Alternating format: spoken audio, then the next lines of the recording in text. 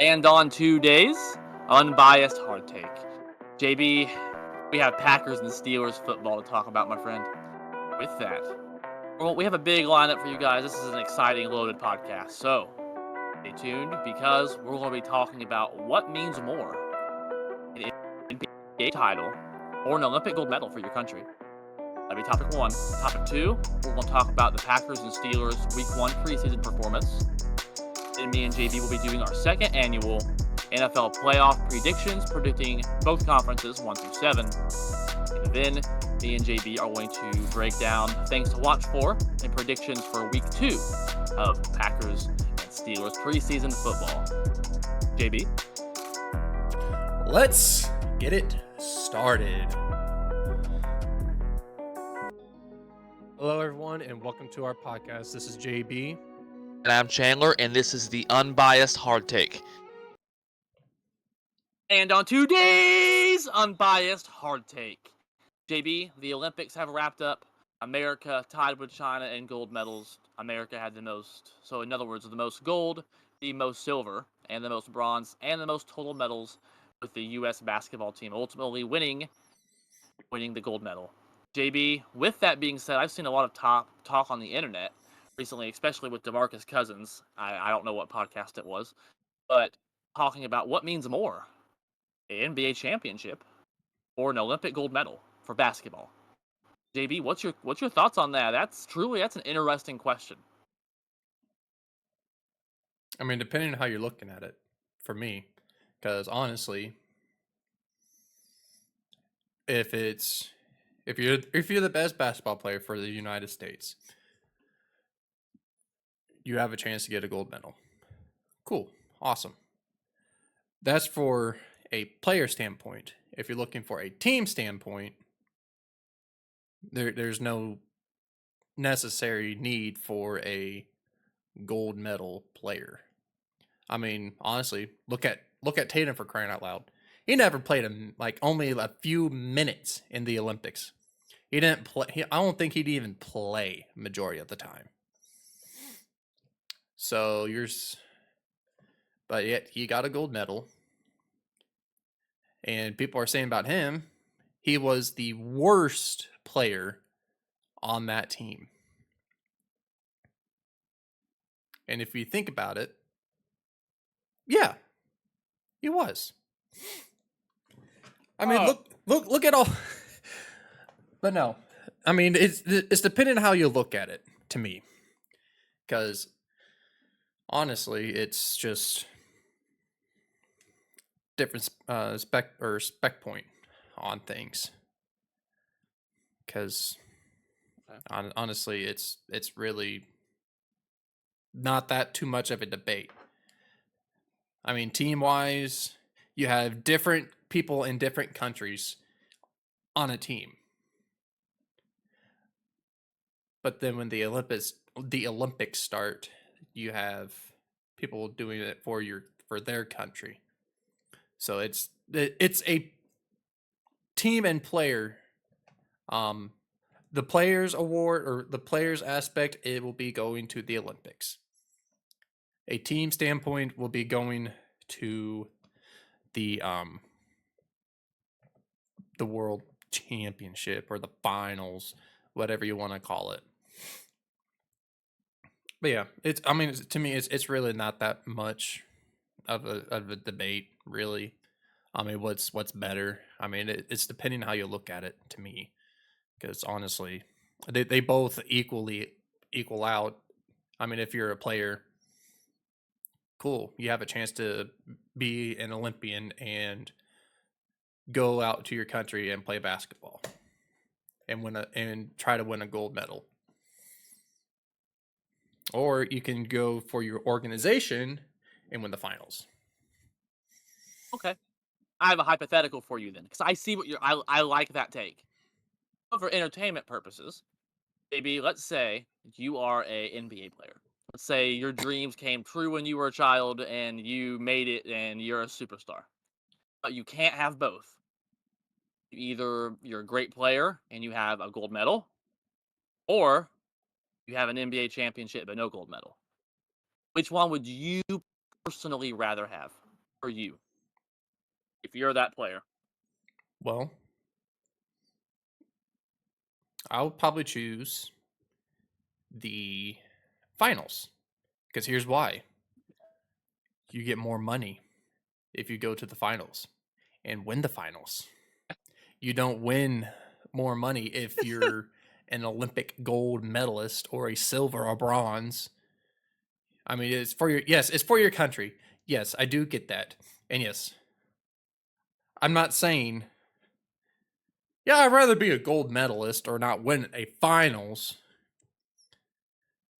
I mean, honestly, that probably if I was a person, I'd be like, yeah, my time will come here and there. Because I mean, we have so many all-stars in the NBA right now for the United States that didn't even show up or that wasn't even selected. So you're saying that for this year, I was in, if I had to choose Olympics or finals, I would go with finals. Maybe 1 year, and Yeah. maybe in the next 4 years down the road, I'll be selected to be a gold medalist. And maybe that year, I did not win a championship, but I can have a chance to go to the Olympics. It's like, cool, awesome. I got a trophy 1 year, or in the next 4 years, I get a gold medal or a medal. Okay. And I agree 100% with your take, JB. And most sports, it's not that way. Because if you are a track star, let's say you're a track runner, JB, the Olympics is what matters. If you're in swimming, the Olympics is the peak against the world, not your little league you're doing, the whole world. You are the best in the world, and you get to represent your country on national television doing it. So most sports, the Olympics, people train their whole lives for it. They start at a young age if they want to be a swimmer, and they ultimately want to become Michael Phelps with all them gold medals. That's ultimately your goal. But basketball, it's not that way. Why? And I'm not saying it's not close because I think it is close. I think it's very close, but I'm going to give a narrow lead to the NBA Finals. And I think a lot of it is because look at the basketball team. We win every year. Every Olympics, dang near. It's expected we win the entire gold or it's a failure and we're laughed at. It hasn't. We've That one won year, every we year. didn't even choose any NBA players, and yeah, that was a complete failure. Well, that's FIBA. That's not the Olympics. Oh no, that FIBA, was yeah, yeah, whatever. FIBA. But the last time we lost was like I think the '03 or '04 squad. I forget which one it was. When LeBron was young, we got bronze. We were laughed at, and we've literally won every Olympics since. So that's why in the NBA we call ourselves world champions. We had the most medals in the entire Olympics. We ran away with it. We won gold yet again in both women's and men's basketball. So yes, the NBA is the best of the best. Truly. Why do you think international stars come to the NBA? You think Wimby's here because he wants to move away from his home? No, he's here to get money and become the best of the best. Hmm. Joel Embiid. Yeah, Joel Embiid has dual citizenship, but still. So you have all sorts of international players running across the league right now, JB. Luca. I mean, so that's why we call ourselves world champions. And let's look at it here. I have some very fancy stats here, JB. Ooh. Every USA basketball player is an NBA player, and they have been for a long time. So you take that gold medal and you take those players and put them on their individual teams in the best of the best league, that means more. Kevin Durant, this is a sports fact of the J. Check it out on our Facebook. The link will be in the description down below. Kevin Durant has the most Olympic gold medals in U.S. basketball history, JB. Is he better than Michael Jordan? Because he only has two. Nope. And nobody thinks that either. Kevin Durant's an all-time great. I ain't denying it. Two-time champion, four-time gold medalist. He's the Olympic GOAT. I'll say that. But when it comes down to the GOAT, KD's not discussed. Why? This is why. Because the NBA means more than the Olympics. Yep. Exactly. Kevin Durant. Kevin Durant's a better Olympian than Kobe. He has more medals. LeBron. But nobody thinks that KD's better than Kobe or LeBron. No one thinks that. So, in my opinion, that's why the NBA just means more. I don't think it's by much because winning it for your country means a lot. It really does. It's a big deal, and the Olympics is a big deal.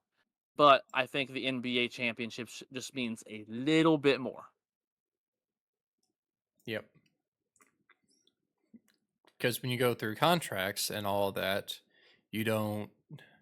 There's no off-season extension. It's like, hey, if you be on the Olympic team, you get this money. Because now everything is all based on money, my friend. Literally, the highest. Where do you want to? Where would you think you would like to go? You want to stay with a team that is winning championships, or do you want to take your talents and get more money and try to make that team better? Which one do you think? For me, For you, which one would you choose? Stay with the team and you get, let's say, 150 mil. You're one of the all stars on that team. You get 150 mil a year. All right, for your contract. Or do you want to go to a somewhat team that actually can go to the playoffs but does not have the great playoff success? They offer you a max contract deal. You'd be the highest paid player in the NBA. Which one do you want? now this is hard because everyone initially is going to want to say, "Oh, I'll take the 150 mil," but in reality, no one knows what they're going to do in that situation until they're in that situation. Um, Because I I already know don't what I want. necessarily, I don't need 250 mil. I don't. You know what? I'm telling you right now, I make way less than 150 mil. I don't need to be the highest paid player in the NBA to be happy and survive and not go broke. So personally, with me, 150 mil is plenty enough for me to live. See, So I'm I taking want the to 150 mil. I want to I want to win. I want to have a legacy. I want to be a great. At 150 mils, plenty, and that's before your endorsements. If you do business right, LeBron took a pay cut to come to Miami. He's a billionaire. You guys. So long as you do it right, it don't matter how much your contract is. Give me the 150 mil and be a team success. I can build a brand. well, I mean, you can still keep your brand and everything. Mhm. But What are you choosing? I'm going with the 250. Here's why. What if? Here's why. Okay. I can keep all the endorsements. I can make a team better. I can make their franchise better. That means if they're better, more all stars wants to come play for me with me on that team. So I got that going. Then I'll start investing, go into real estate, stock markets, more real estate, more stock markets I can put in with that money. And then when I retire, guess what? More money. JB's like Melo. JB's in it for the money. He's in for that cash flow. And I get it. I get it. And like I said, no one knows what they want to do until that type of money is offered in front of them. I mean, I'm just saying. But yeah, no, the Olympics doesn't give you money, World Champions does, or the finals does. And that's what people talk about when it comes to legacy too. They don't talk about how many medals you won, they talk about how many championships you won. So And like I agree with JB. especially during the free agency, everyone's like, "Oh wait, look at this mass contract signing. Look at this. It's a headline." I mean, He's there's only a short time when you see it's like, yeah, congratulations, the United States of America winning gold medal in basketball. Congratulations. Now look at look at all these contracts. Look at all these new signings. It's not that much of a headline. Contracts, new team signings. It's a headline.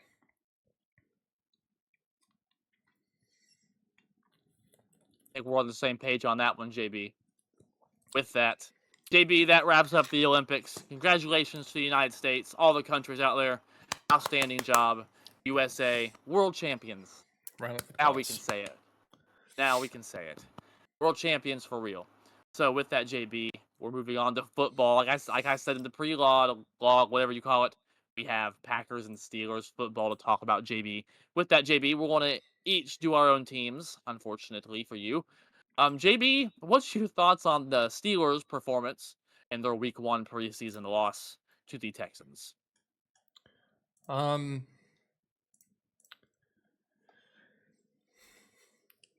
Well, for starters, not all of our defense played. We had some people that played a little bit here and there. But I mean, to me, stat wise, all right, we did amazing. We had over 344 yards to the Texans' 255 yards. Passing 235, rushing 109. Yards per play, 6 yards per play. We had 19 first downs. I mean, we need to be better on our third down conversions. We only had 2 for 9. Fourth down, we went 0 for 1, which that's at least expected. And for all the total yards, we had 57 plays.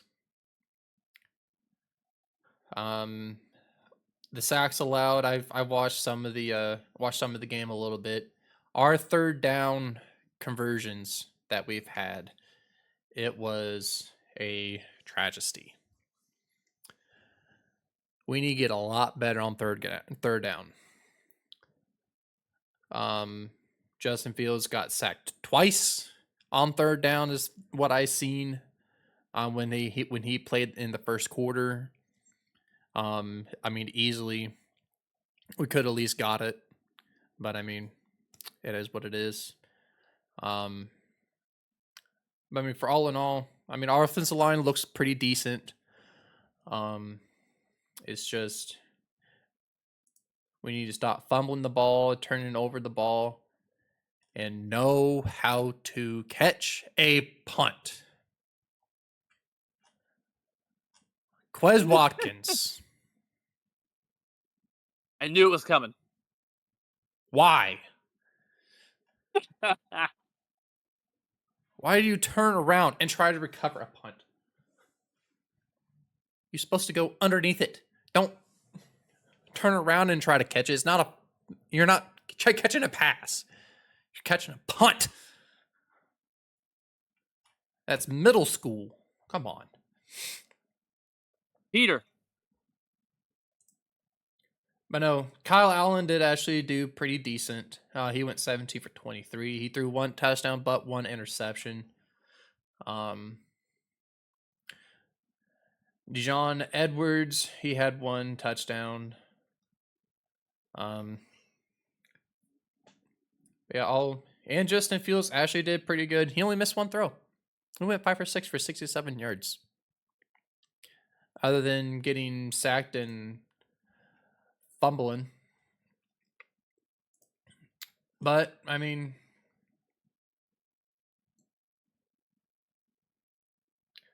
yeah.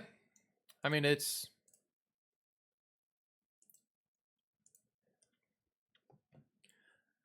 was nice. I mean, we actually looked pretty decent when we had the chance. It's just the fact that our defense, all of our starters wasn't even playing. Minka Fitzpatrick wasn't playing.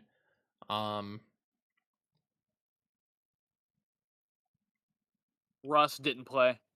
Russell didn't play, but he was injured.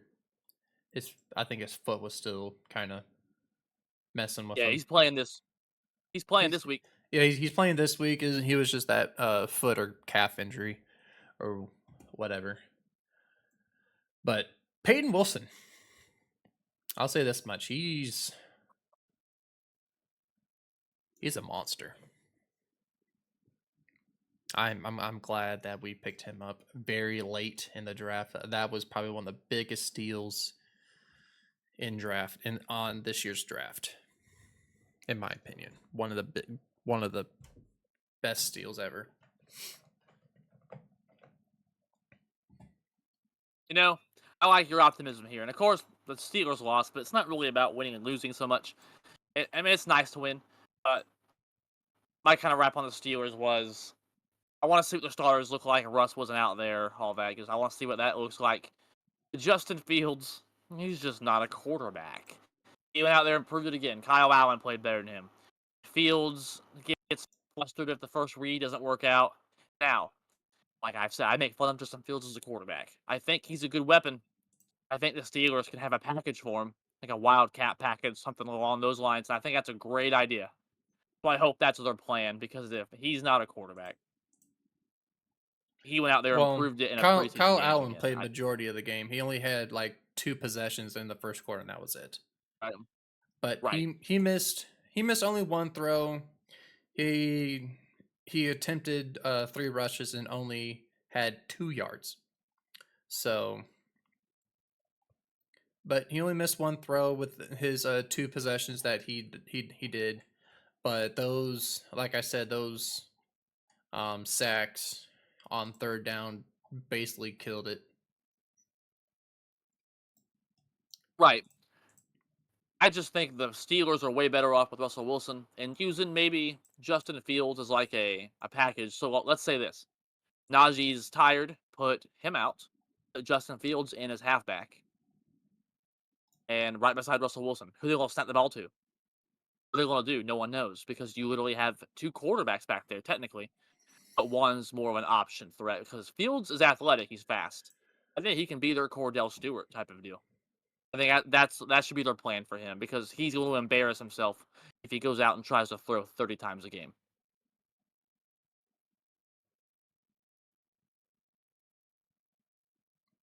Hmm. Yeah, but I don't think Russell Wilson isn't going wanting to play.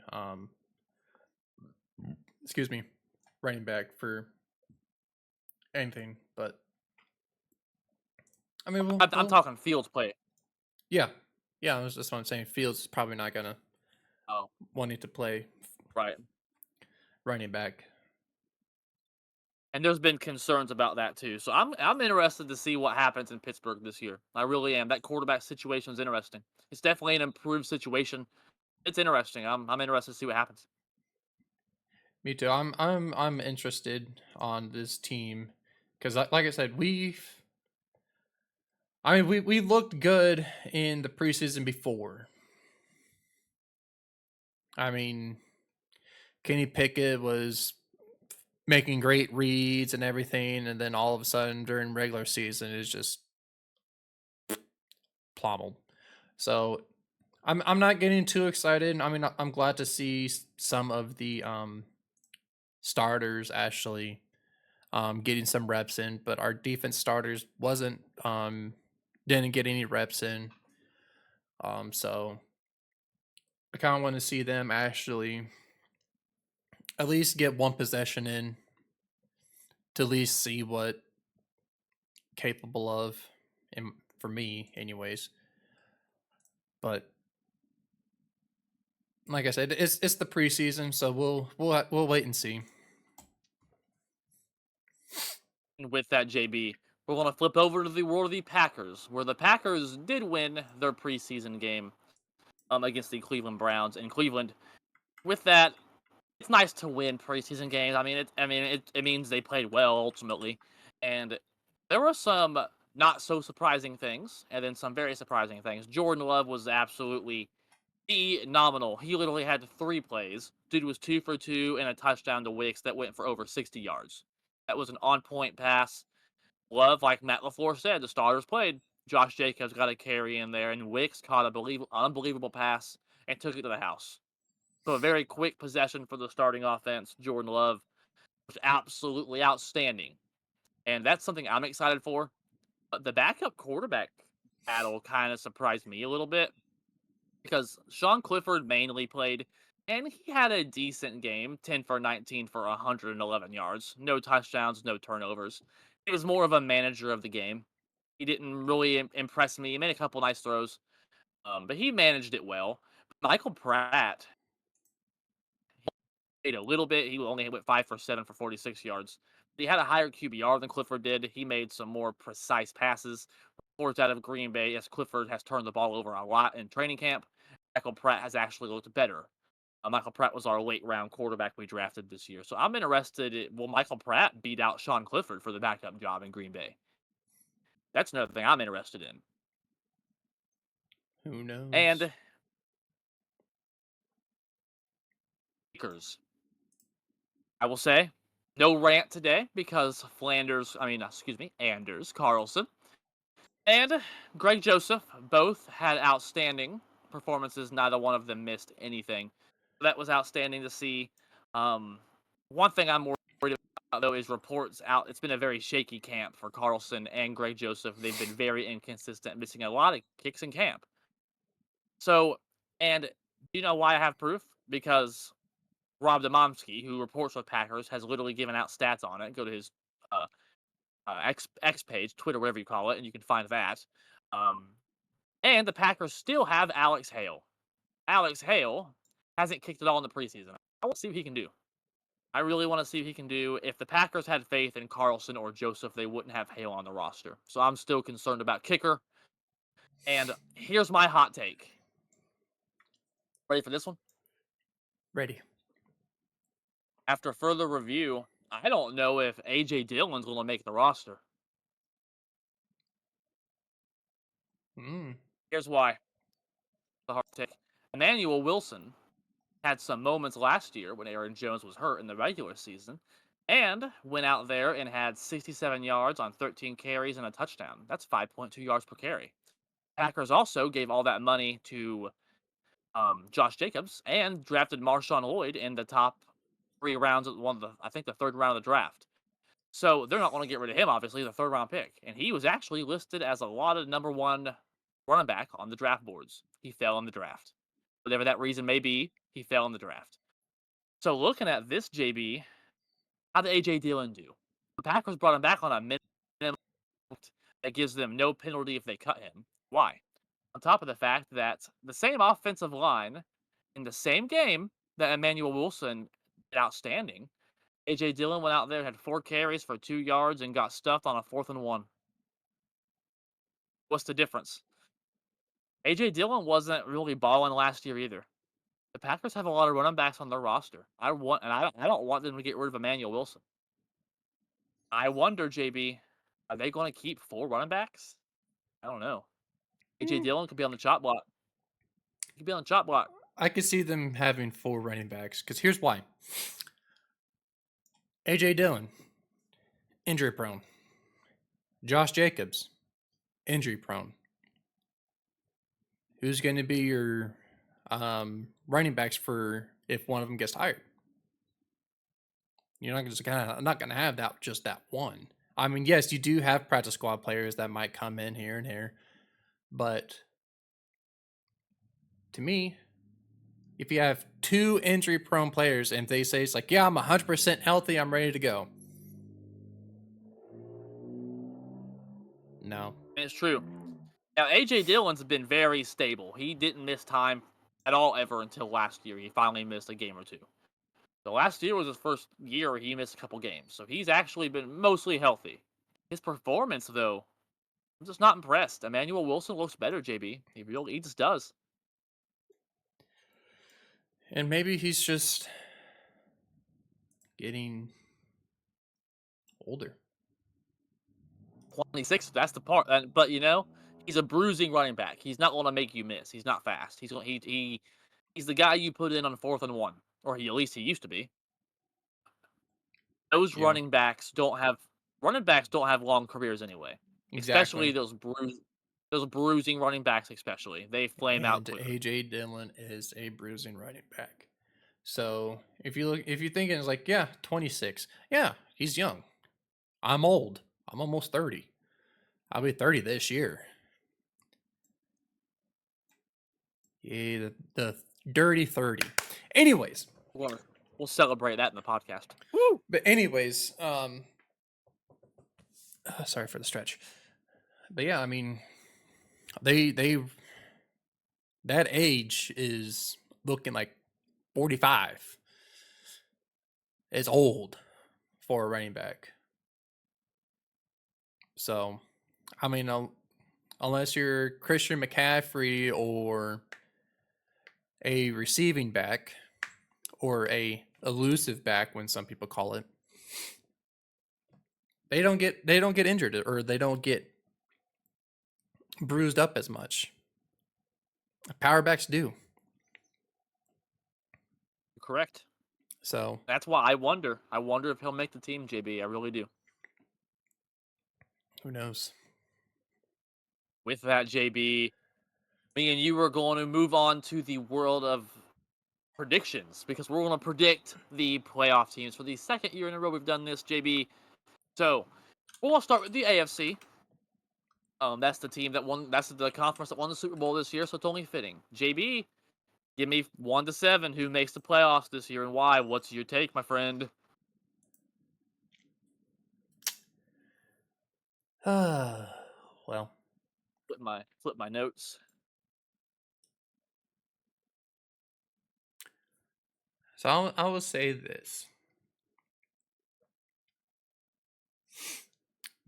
teams that are going for me Yeah, are 1 through 7 in order. in order. Ooh. All right. Number 1, the Chiefs. Shocker. No shocker there. Number 2,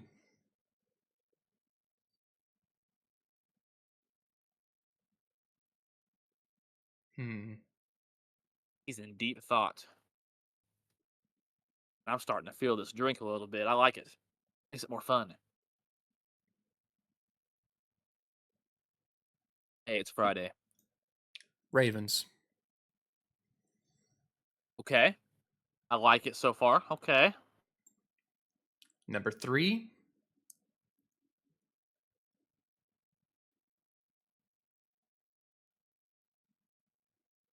Texans. Okay. I like it. Number 4, Now things get weird. Bills.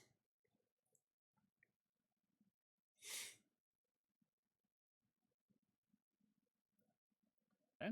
Number 5. Did I say the Dolphins? No. Dolphins. Okay, so Miami as a wild card. Okay. First wild card team.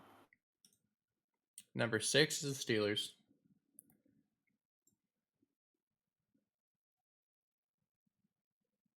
And 7 is the Bengals.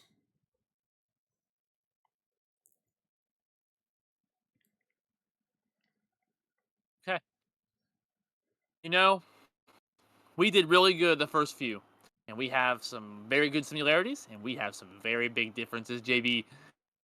So I looked at a stat that said annually the NFL has about 6 different playoff teams each year. Most of the time, there's around 6 teams in both conferences combined that make the playoffs that are different from the year before. So Mm-hmm. I did keep that in mind. I don't have quite 6. So I agree with you initially in the AFC, JB. I think Kansas City, they're back to back. No one's done that in over 20 years. I mean, they're going for a three-peat, and a three-peat hasn't been done in the Super Bowl era. The Packers did it in 65, 66, and 67. Yes, 66 and 67 were the first 2 Super Bowls, but Green Bay won the last year before they officially called it the Super Bowl. So a lot of people forget about that dynasty, unfortunately, and it's sad. So no one's done a three-peat since then, JB. It's been a long time. Mm-hmm. And they have Hollywood Brown, who's hurt. He's going to miss some time. There's questions if he'll be ready for the start of the season. but they don't really need him for the start of the season. They still have Travis Kelsey. Rice hasn't been suspended yet. They still have Pacheco. There's some whole a little bit of question marks on the defense without Snead and whatnot, but Andy Reid returns. Xavier Worthy, the fastest man in NFL draft combine history. Chiefs are going to be rocking and rolling again, JB. Oh yeah. Number two, I agree with you, Baltimore. They did lose some defensive players and a couple pieces, but ultimately, Lamar Jackson and Derrick Henry in that backfield is horrifically scary. Um, they have some weapons at receiver as well. Their defense is going to be outstanding again, I think, with Harbaugh. So I think Baltimore with the reigning MVP, mind you, two-time MVP Lamar Jackson, they're going to be right in the thick of things as always.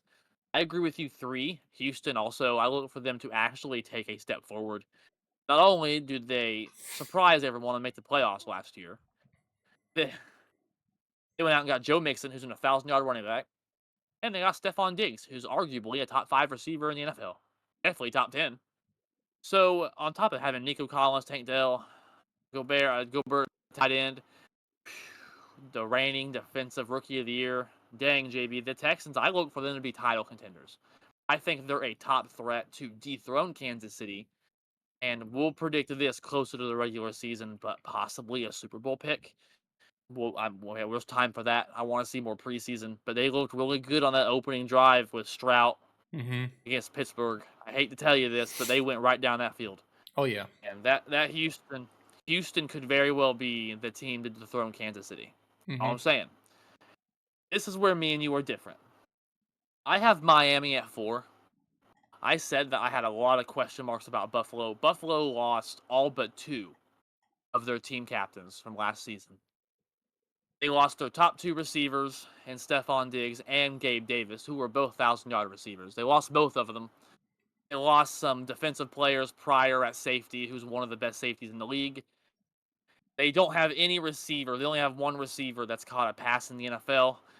And they kind of struggled at times last year too, JB, early in the season with all those great players. I'm going to say this. I don't think they win the division, JB. And I'll get into a different take later. But actually, I'll say it now. I don't have Buffalo in my playoff picture, JB. I think they miss. I think they lost their Super Bowl window last year. They finally had Kansas City in Buffalo. They had to go to Arrowhead every year. They finally had them in their house. Remember this? Remember when Peyton Manning got Tom Brady in his house? He beat him. And then they won the Super Bowl versus the Bears. Right? Yep. Josh Allen had the same opportunity here that he had him in front of their fans. I know you're not a big fan of their fans, but they are very rambunctious. They are rowdy. They are ready to go for their Bills. They finally had the chance, and they blew it. Their Super Bowl window's closed, in my opinion. That's my hot take of the day.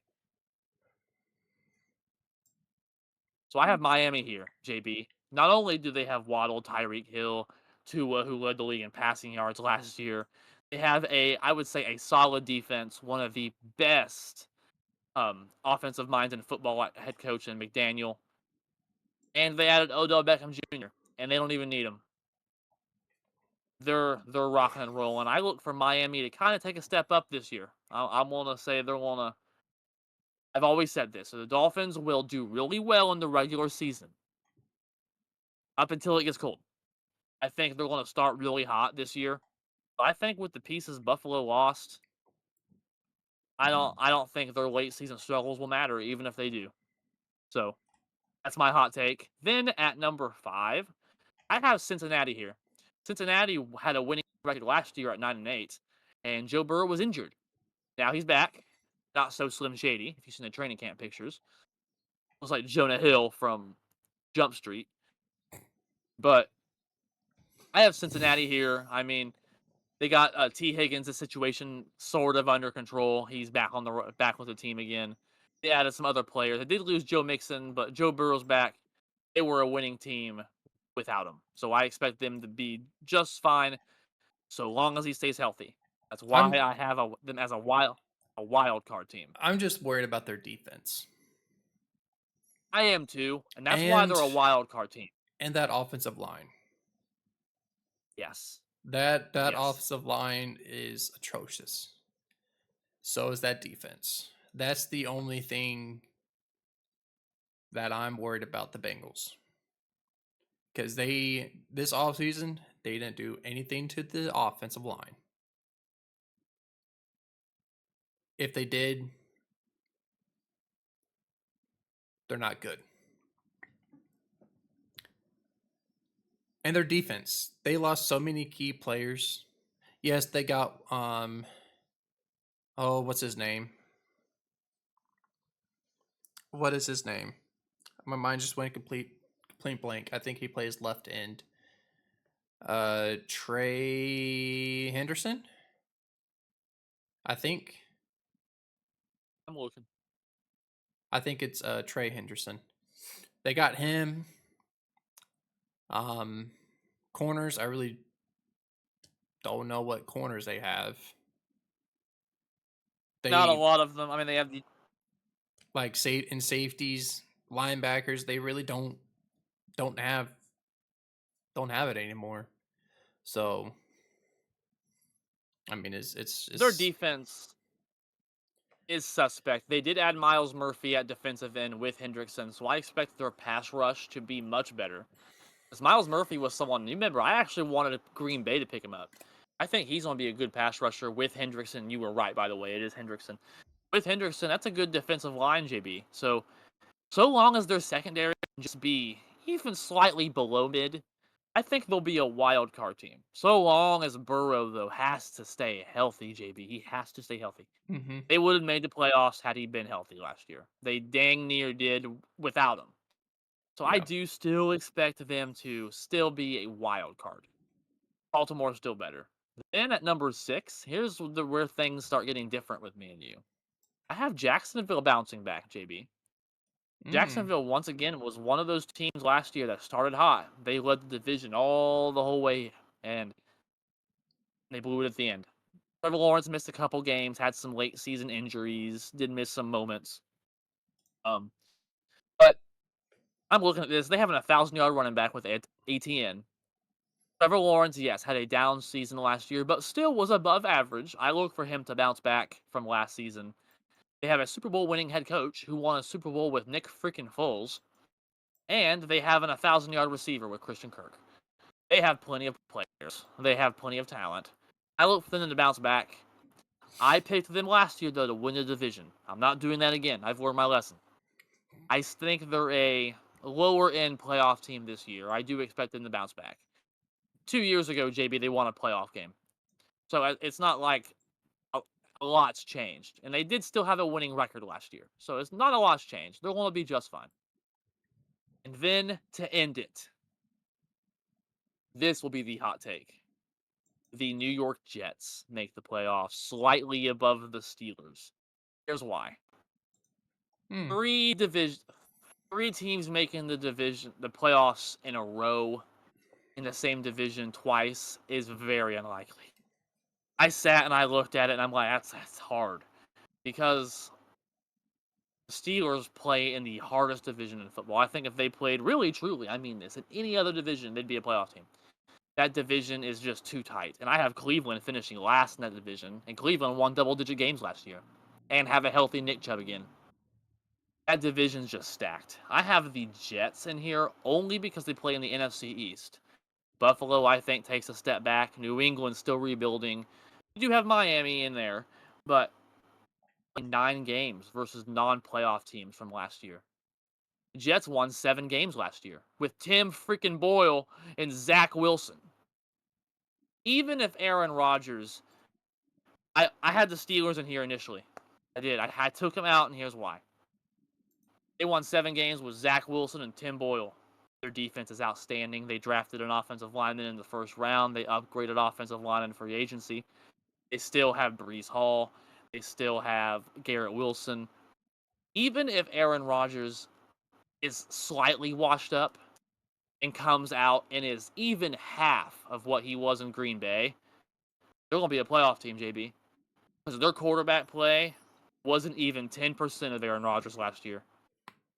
It wasn't even 1%. Their quarterbacks were garbage all year last year. Even if he is slightly mid or above mid, they're going to be in the they're going to be in the playoffs because he's going to go out there and beat up on a bunch of crap teams and be the last team in, based on the fact that the AFC North is so tough. Pittsburgh, Baltimore, Cincinnati, and who am I missing here? Cleveland. All right, Baltimore. Who? You miss Cleveland. Cleveland, right. They're all going to go out all year long and beat the living crap out of each other because they're all good. Aaron Rodgers is going to get a bunch of cupcake teams and barely make the playoffs, is my prediction. That is my hardest take.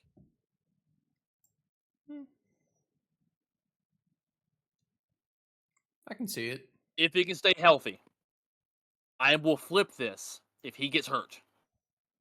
Pittsburgh's in. They're not winning with Tyrod Taylor or whoever the hell they bring in. If Rodgers, he has to stay healthy. They need quarterback play. If he gets hurt, and that's a very good possibility, JB. I mean, let's not act like he's young. Coming off an Achilles injury. And he doesn't seem super focused anyway. He just came back from Egypt. So, has to be monitored. What's your thoughts on that, JB? I like it. I just the way that I look at during this whole tired off season, Aaron Rodgers barely been in training camp or any type of these camps. Even Wilson got on him, and Aaron Rodgers was telling him, I listened to the audio. He said you're supposed to run a post, and Wilson was like, well, you're supposed to be here and help, and instead of being on these vacations and all these countries and everything else and being in his dark room and whatever. But I mean, he's supposed to be there. He's supposed to be that guy. He's supposed to lead an example. He's the veteran of the team. He's the oldest person on the team. Easily. And yet he wants to play retirement. He had all off season. And I'm all for going exploring the world. Just be in your dark room. Do your experiments. You had all off season and all season last year because you were injured, bro. I'm not saying that as a bad thing. Do it then. I get it. Like you're saying, it's not a bad thing, but But during training camp, come on. You're right. Aaron Rodgers is my favorite player of all time. You ask me right now who my favorite NFL player ever is. It's Aaron Rodgers. This man led me to my biggest sports memory of all time, sitting there with you watching the Packers win the Super Bowl. Sorry, by the way. But it was just, he's second most MVPs of all time. This dude is one of the GOATs. He's one of my favorites. But you're right. He doesn't seem very focused. He already knows he's a Hall of Famer.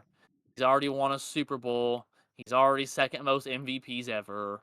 He's been a Super Bowl MVP. He's going to the Hall of Fame. Yep. How committed is he? That's a question. And to me, it's what he's looking like. He's not committed at all. At all. So that's why I didn't pick the Jets because I think that he's going to play exactly like he played at Green Bay his last season.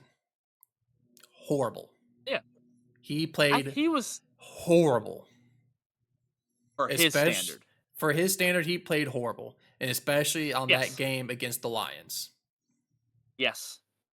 I do believe that transition is going to come over into the Jets, and he's not going to play his all-star caliber the way that he was back in the day. Like I said, he's old. He is old. But I agree with you. like I said, he has tons of young talent around him. Tons of young talent. And yet, he wants to play retirement. He doesn't care anymore. I feel like he doesn't care. He's just not there. And I feel like he doesn't want to be there. He's just there for the money, and pretty much it. I think that's very well true. I think his best days are behind him. They're not. He's not getting any better. Obviously, the dude's already hit his peak. I agree. I do think he'll be about what he was in Green Bay as last year. But let's look at what he was in Green Bay as last year: 26 touchdowns, 12 picks, 91.1 QBR, 3,695 passing yards. JB. Jets won 7 games last year with Zach Wilson, Tim Boyle. If they can even get, like I said, 50% of what A-Rod is, with all that talent around him in that defense, they're going to at least be fighting for that playoff spot. I think. I that's why this may be the little bit of the kid in me, the Aaron Rodgers lover in me, saying, "Yeah, he's still got it." Maybe, but I'm just saying, even if he's 50% of what he was, that's a grand improvement of what they had last year. I'll say this, and it's been a debate for quite a while. Who was better, Ben Roethlisberger or Aaron Rodgers? So I'll say this: that 1 year where Ben Roethlisberger had one of his best years, all those touchdowns, barely any interceptions. He was that 1 year. He was fantastic, and everyone's saying, "Yeah, he has 3 more years left in him." That next year, you know what happened? Yes, he barely got us to the playoffs, and he sucked. That year, that next year, he sucked. It's going to go transition back the same way as Aaron Rodgers. He had that one good year, and then that next year,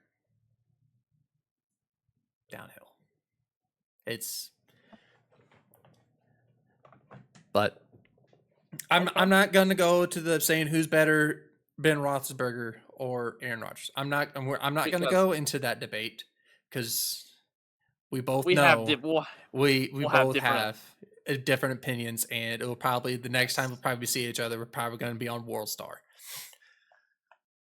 Yes, that's actually a different topic or a different day because that is something we will disagree on. I'm sure of it. Oh yeah, With that JB, we're only halfway done with this segment. We still got the NFC, my friend. Yep. It's your turn. JB, same thing here, my friend. 1 through 7, and your teams in the NFC. Who do you have 1 through 7 in order? I got the Bears #1. It's Bear season. No, Bears gonna be dead last. I'll go #1. Panthers. No, I'm just playing.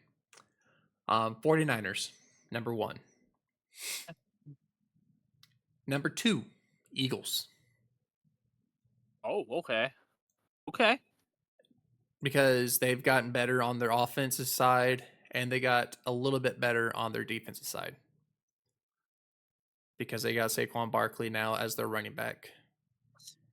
And they picked up a few other defensive players I really can't think of, but I know they picked up quite a few key players. So it was some smaller signings, yeah, but they mainly focused on offense on the offseason, it seemed like, at least. Yep, so Eagles #2. #3.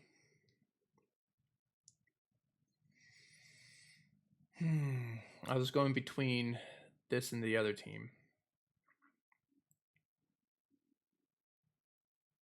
Lions. Okay.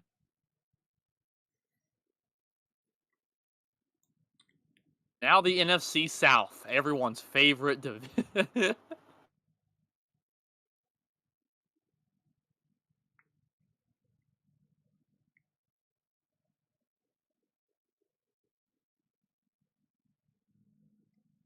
Honestly.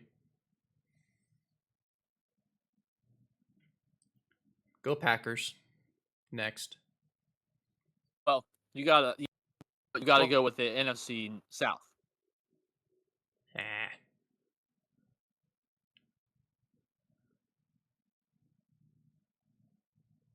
We'll go Bucks. Okay. Baker Mayfield, Don Reed Jr. Gonna take him Super Bowl. It's almost time for that season again.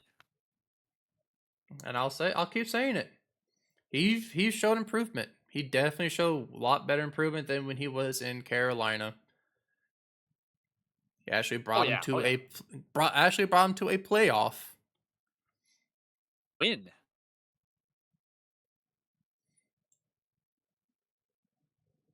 Then you said Packers at 5 finally. Yep. Okay, so then okay. Yes, two more. The last two wild card teams, JB.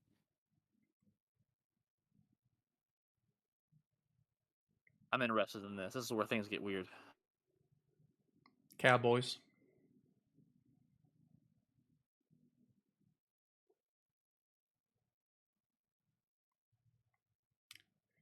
and the Rams. I thought you were going to have the Rams outside your playoff picture, and I was going to give you a, I was going to bop you across the table. All right, you know what? This is going to be a lot of fun because we are damn near different on all of these, JB. Because number one, I have Detroit. I hate the Lions. Their misery has been hilarious for me for many years, and I'm not a lot of people will say that they're beloved by many. I get it. It'd been fun to see them in Super Bowl, whatever. Not for me. I'm a Packers fan. It's different.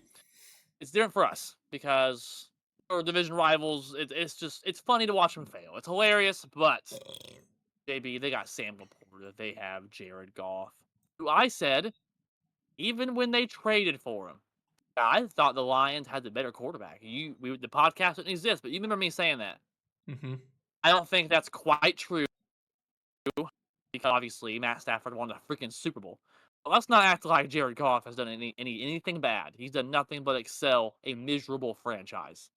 This is the year, JB. I think they could very well win it all. Gibbs, even though he's had a small injury the last I read about recently, but they say he's going to be okay. Amon-Ra St. Brown, Laporta, Jared Goff. They got Aiden Hutchinson.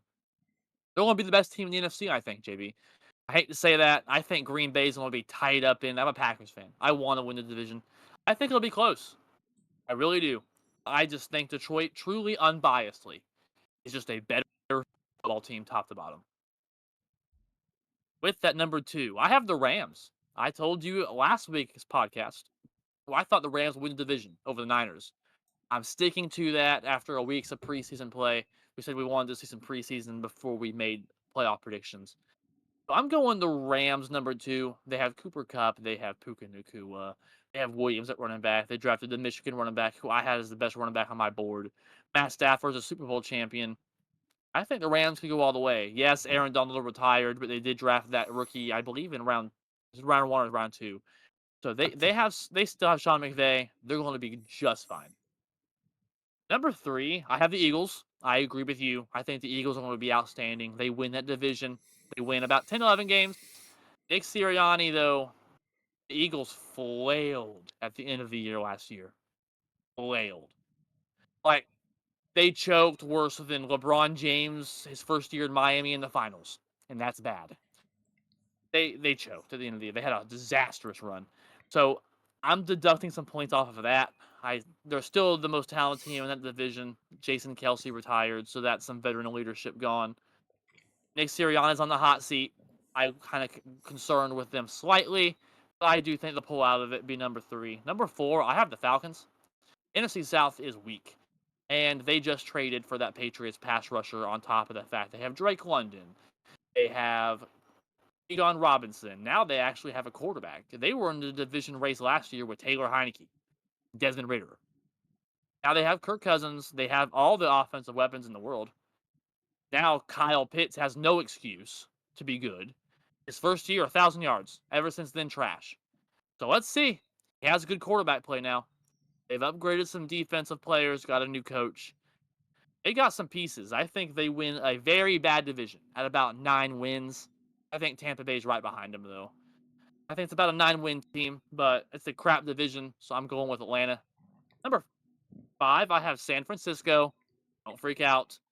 They lost a lot of pieces, though, JB. Ayuk, is he going to be there? Is he not? McCaffrey, yeah, he's one of the best running backs in the league, but he has an injury history. They lost defensive pieces. I actually look for them to take a small step back, but to still be sort of in that mix at the end of the year. They'll be the best wild card team. Number 6, I have my Packers. Jordan Love is the highest paid quarterback. We looked phenomenal. Our starting group did in week 1 preseason. I think we are going to be phenomenal this year. I think we'll be right behind Detroit for that division. We'll win around 10 games. We're coming from that Lombardi. We are coming from that Lombardi. We have Wicks. We have Jaden Reed. We have Romeo Dobbs. We have Christian Watson. Lucas Van Ness had a sack in the preseason game. He looks good. Quay Walker, Jeff Hafley at defensive coordinator. If we can get kicker right, JB, the Packers still are the youngest team in football. We're still the youngest team in football, and we won playoff game last year. We're coming. We are Mm-hmm. coming, and we're not leaving.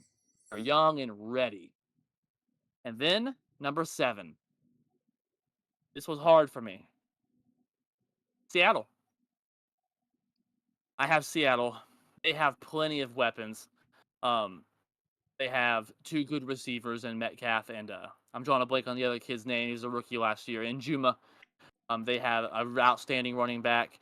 Geno Smith, we'll see. But they brought in McDonald, who was on the Ravens defensive staff. They have outstanding defense looking.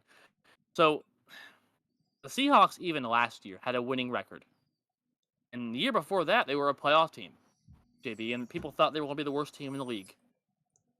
I think they have an easy first 2 games. I expect Seattle to win a bunch of ugly football games against some bad teams and make the playoffs barely. Dallas has lost a lot. CeeDee Lamb. They have Zeke as their starting running back. They've lost a lot of players. They didn't sign a single free agent. And they lost their 1,000-yard running back. There's holes all over that roster. I think Dallas misses the playoffs, JB. Seattle's a better team from top to bottom. Truly. The only thing, truly, in my opinion, that Dallas is better than Seattle at is quarterback. Everything else, Seattle's better at. And Geno's still above mid. So I think Seattle beats out Dallas. Yeah, Dallas, they got nobody. I mean, they did nothing this offseason.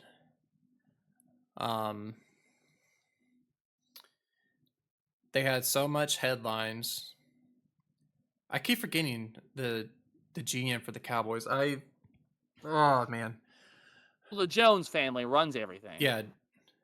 So yeah, I mean, he even came out even before the offseason. He said, "Oh, don't worry. We're going to catch fire," or something like that during the offseason. It's like they're going to be all on headlines and everything. They're going to get all the best players. They had their chance. They could have gotten Derrick Henry. They could have gotten all these other players. Guess what? They did nothing. And their star receiver's not happy. No. They can't even sign an extension. And Jim Jones even came out and said, "Oh, there's no hurry on getting this contract done or this extension done." I'm like, how? How do you not have? It's one of your star players on your team, and you're saying that there's no rush. You clearly have the money. So why not give it to your star players? If you didn't do nothing during the offseason, you didn't sign anybody, you didn't make a single headline. Now you're making headlines, and that's showing that the players aren't happy.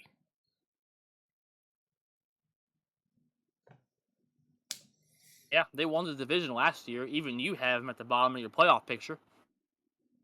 I kind of want to say they're not even going to make the playoffs at all. I think they're going to be worse in their division. Ooh, do you want to change it? Okay. Who are you replacing Dallas with?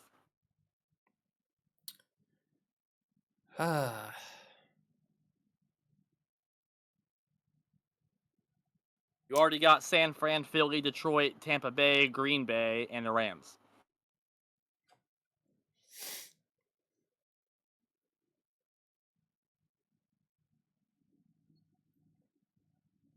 You know what?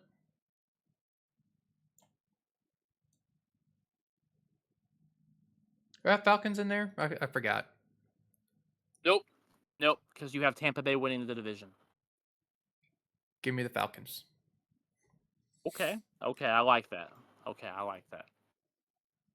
All right. Hey, there's some change JB's allowed. We ain't gonna change it after this. So we'll eat crow if these teams suck. So JB, we have a lot of differences on the NFC side. And looking at here, I have 5 different teams making the playoffs from last year. The league average is 6. I have slightly below the league average, but I think it'll be a decent balance.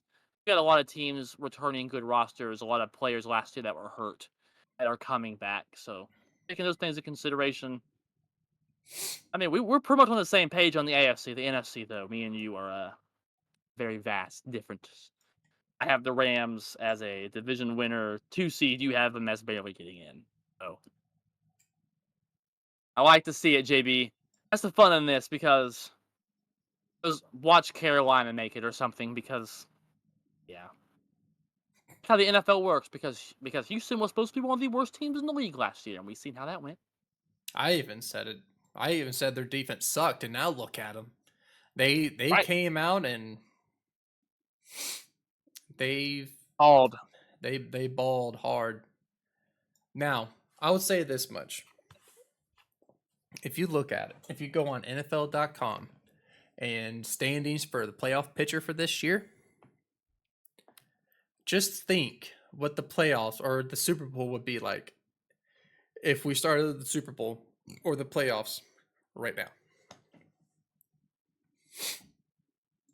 You want to know what it is? Jaguars number 1. And for the AFC, Jaguars, Broncos, Dolphins, Ravens, Titans, Jets, and the Texans. And for the NFC, number 1, the Bears, 2 Eagles, 3 Saints, 4 Rams, 5 Giants, 6 Vikings, 7 Packers. So you're going with the preseason standings? Yeah, for the preseason Saints and all in general, I just went up and looked at the playoff picture, and NFL.com has those 7 teams. Not gonna happen. No. But JB, with preseason, you brought up preseason with that JB, the last topic of the day. JB, week 2 of preseason, but technically week 3 depends on how you want to look at it with the Hall of Fame week. But I'll say week 3. I like the Hall of Fame week. I like the tradition. So with week 3 of preseason coming up, JB, week 2 for our Packers and Steelers. What's something you're looking for in Pittsburgh's week 2 matchup, their preseason game, JB? Um, I want to see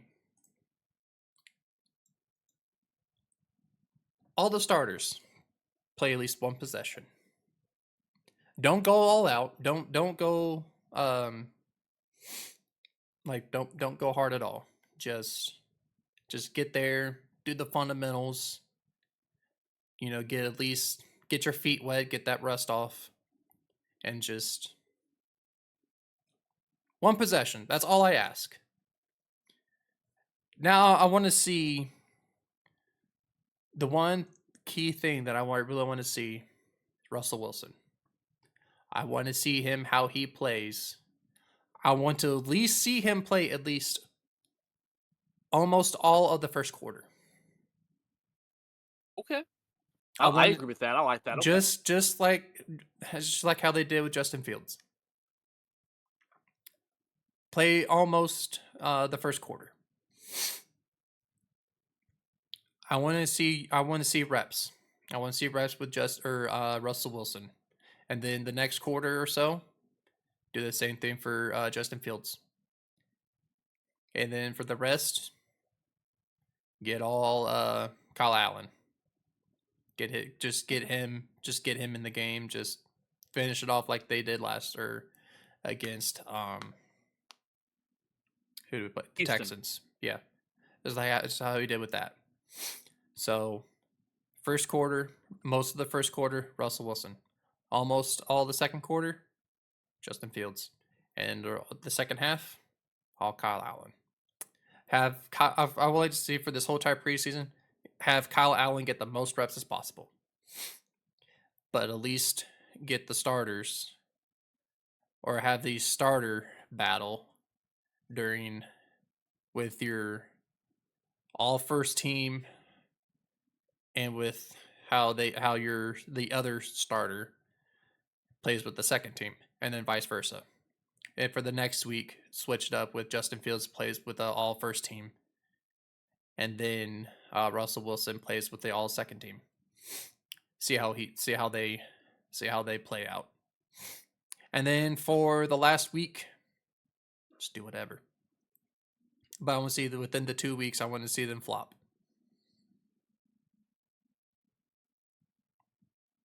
I really want to see I really want to see what Russ Wilson can do with this offense, with the first team. And that's why I think they're starting him this week. They want to see that. Yep.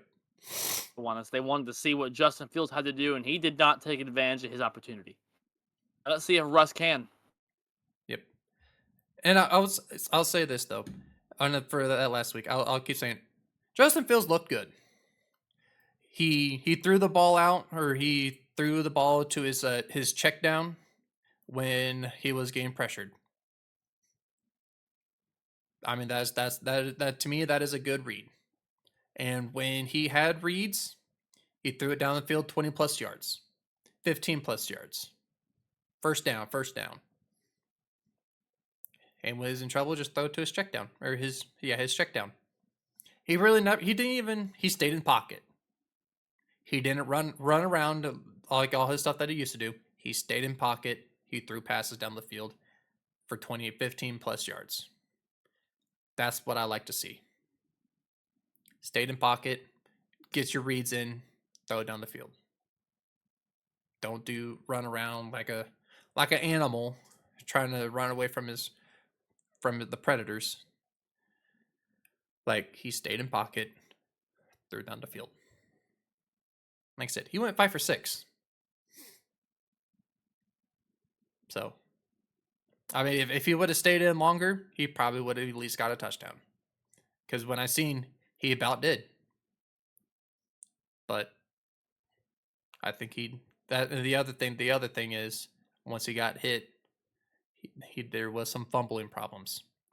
So I would like to see him at least try to cancel out the fumbling problems, and just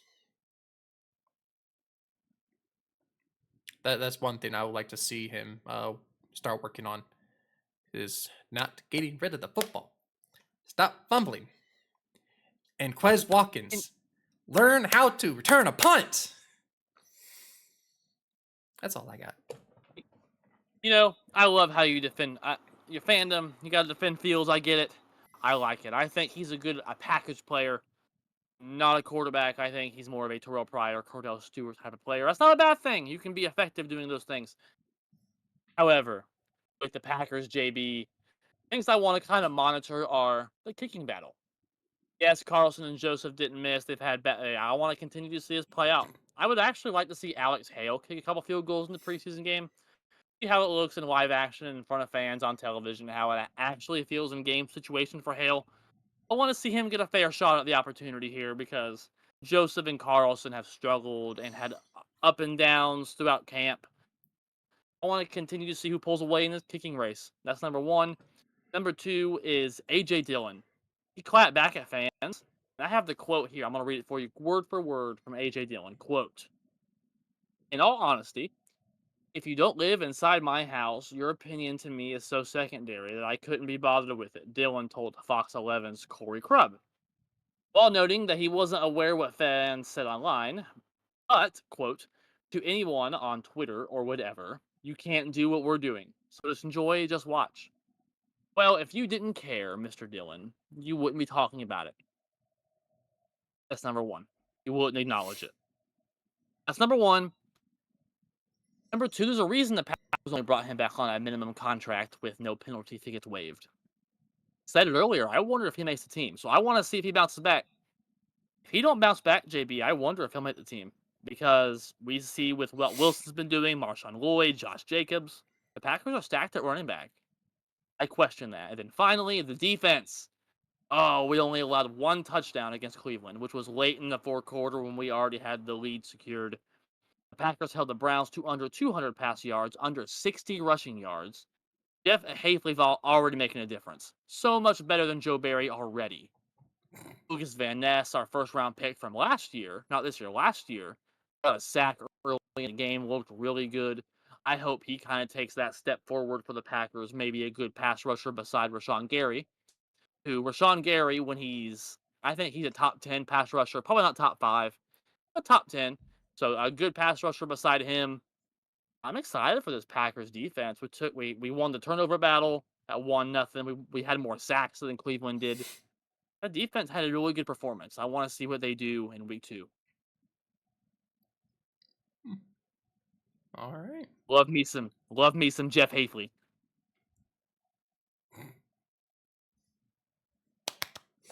With that, JB, that is actually all we have for today's Unbiased Heart Take. And with that, I have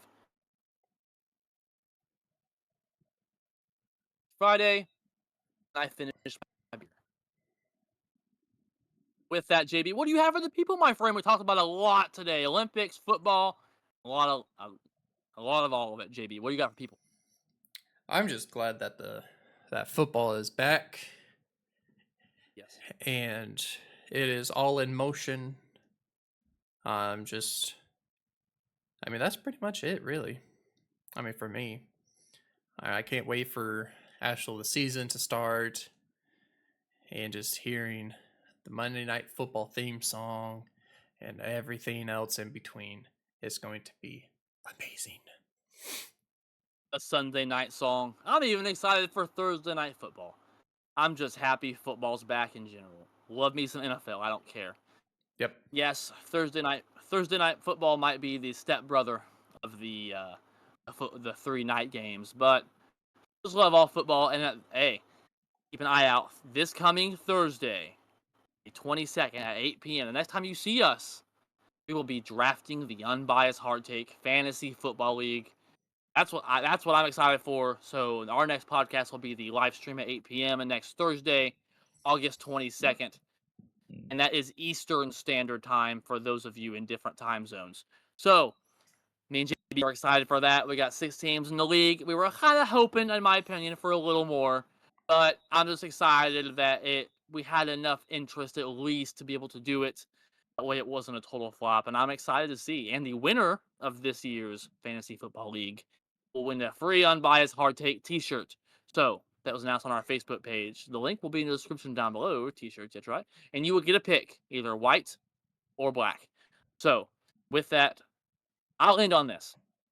JJ McCarthy has had a season-ending injury. He will have surgery and will miss all of the Vikings season.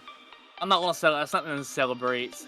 It's a rival. I understand. It helps the Packers out, but you never want to see an injury happen. I want the Packers to beat the Vikings under normal circumstances, not because of injury or whatnot. So it's like Sam Darnold's the quarterback, not promising in my opinion.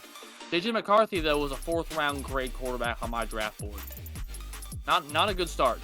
Disappointing, and really, truly is. You never want to see someone get hurt, so hope you get better. Hope you Especially have a that full young recovery that way. And a rookie that hasn't even played. Right. And it's disappointing because I want the Packers to kick his ass when healthy, not because he's hurt. So hopefully next year the Packers can catch 4 interceptions on you. So wish to have you a full recovery, JJ McCarthy. And I will say that. So that's all I got. I'll end on this. Ready? As always, boiler up. Let's go Heat. NBA schedule was released recently.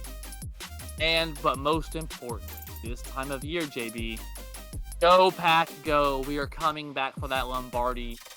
We are hungry and young, and we're ready. And I'm going to end it off with let's go Heat. Let's go Purdue. And let's go Steelers. And we'll see you all next week. In the draft. Can't wait.